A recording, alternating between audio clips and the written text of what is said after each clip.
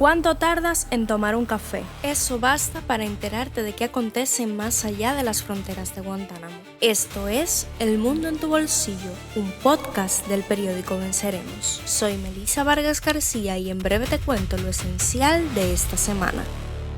La tensión regresa al estrecho de Hormuz tras un ataque a un carguero. Un terremoto golpea a Venezuela y el Mundial de Fútbol vive la semana de los récords históricos con Messi y Cristiano. Empezamos. Comenzamos por la noticia fuerte de la semana internacional. Este miércoles 24 de junio, Venezuela fue golpeada por un doblete sísmico de magnitudes 7,2 y 7,5 en la escala de Richter, con epicentro en el estado de Yaracuy, en el centro del país. El Servicio Geológico de los Estados Unidos confirma que se trata del terremoto más potente registrado en Venezuela desde el año 1900. Este viernes, al cierre de esta edición, las autoridades venezolanas reportaban al menos 235 personas fallecidas, más de 4.300 heridos y más de 39.000 personas aún sin ubicar.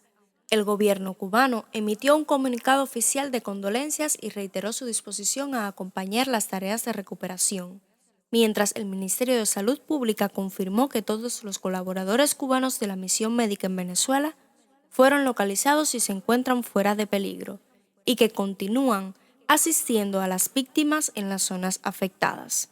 Pero lo que hace aún más extraordinaria esta semana es que Venezuela no estuvo sola en la jornada sísmica.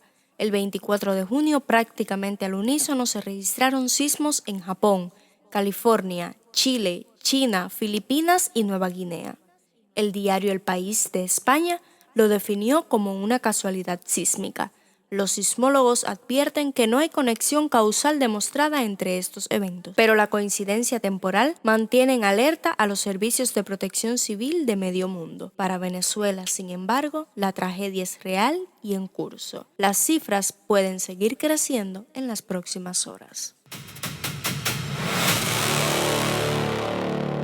Este jueves 25 de junio, un proyectil de origen aún desconocido impactó contra un carguero en el estrecho de Hormuz, una de las rutas marítimas más estratégicas del planeta. El incidente ocurre apenas una semana después de que Estados Unidos e Irán llegaron a un acuerdo para reabrir el estrecho tras la guerra iniciada el 28 de febrero. En paralelo, un petrolero de bandera liberiana logró salir del estrecho el mismo jueves pese a las amenazas de la Guardia Revolucionaria iraní.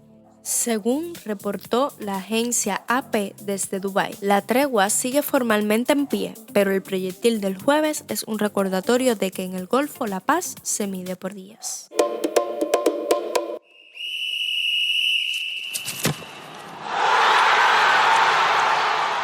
El Mundial de Fútbol 2026, que se disputa del 11 de junio al 19 de julio, vivió esta semana la consagración de dos récords que parecen escritos para la eternidad. Por un lado, Lionel Messi se convirtió en el máximo goleador histórico de los mundiales, con 18 tantos.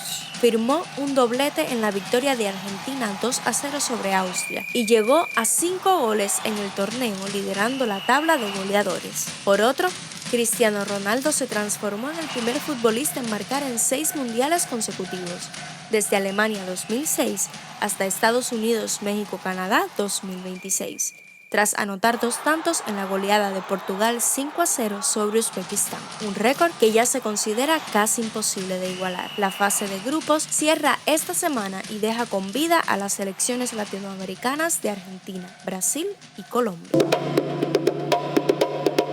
Y ya que hablamos del Mundial, una curiosidad que lo hace histórico más allá de los goles. Por primera vez en los 96 años de historia de la Copa del Mundo, 3 países comparten su sede. Estados Unidos, México y Canadá organizaron juntos el torneo, una decisión que tomó el Congreso de la FIFA y que rompió la tradición de un solo país anfitrión. La cita reúne a 48 selecciones, otro récord, 16 más que en Qatar 2022, y disputa 104 partidos en 16 ciudades sede distribuidas en los 3 territorios, 11 en Estados Unidos, 3 en México y 2 en Canadá.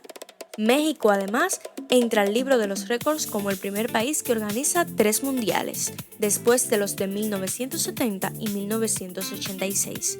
Estados Unidos organiza por segunda vez tras el de 1994 y Canadá estrena su condición de sede.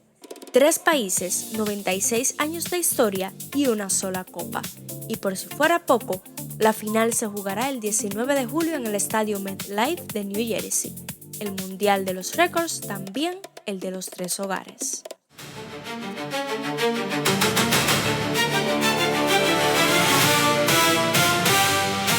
Se enfría el café y hasta aquí el episodio internacional de esta semana. Si te gustó, compártelo con quien creas que necesita tener el mundo en el bolsillo. Te espero la próxima semana. Soy Melissa Vargas García desde el periódico Venceremos. Síguenos en las redes sociales y el diario digital del periódico. Hasta pronto.